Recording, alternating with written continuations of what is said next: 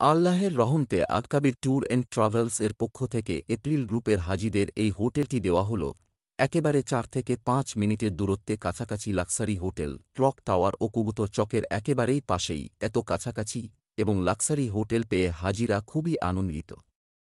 আল্লাহের মেহমানদের খুশি করতে পেরে আমরাও খুব আনন্দিত। এই সমস্ত একমাত্র সম্ভব হয়েছে কোম্পানির ম্যানেজিং ডিরেক্টর শেখ উজির আলী সাহেবের নেক চিন্তাধারার জন্য। হাজিদের পাশে আলকাবির সর্বদা ছিল, আছে এবং থাকবে। উমরাহ মানেই আলকাবির।